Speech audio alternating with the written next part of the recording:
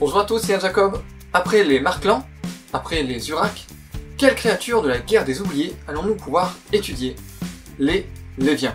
En même temps, c'était facile, c'est le titre de la vidéo. Oui, mais nous allons découvrir un peu plus en détail à quoi ils ressemblent, comment s'est organisée leur société, leur rôle, jusqu'à leur triste disparition. Mais alors, qu'attendons-nous? Comme je vous l'ai dit, avant de façonner les Léviens, les dieux se sont un petit peu exercés.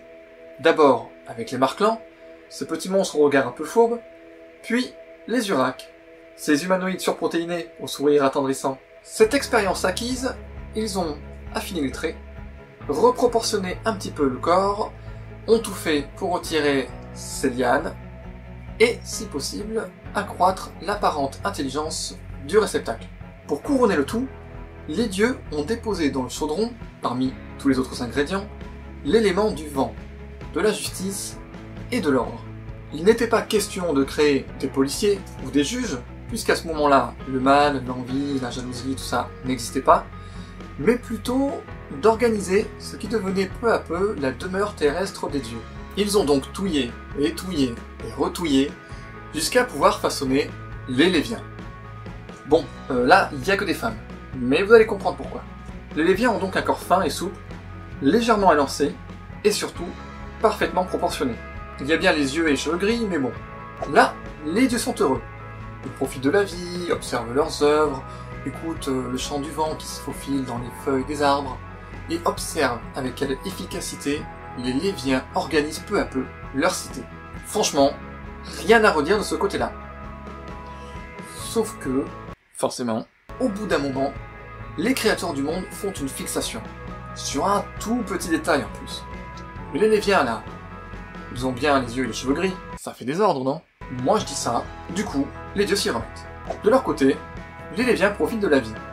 Et rapidement, les femmes, ou plutôt les Léviennes, se démarquent de leur homologue masculin par un corps certes souvent moins puissant, toute proportion gardée, bien que plus vif, mais surtout un esprit plus réfléchi, subtil.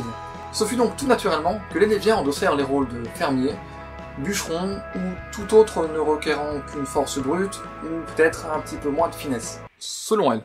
Pendant que les Léviennes se chargeaient de commander, d'organiser et de pourvoir au bien-être de chacun.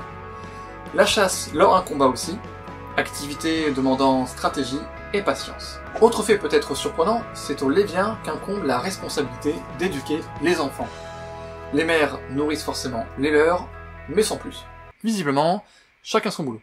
Lorsqu'ils arrivent à l'âge de puberté, les garçons et les filles sont séparés pour que chacun puisse être préparé à leurs futurs travaux respectifs.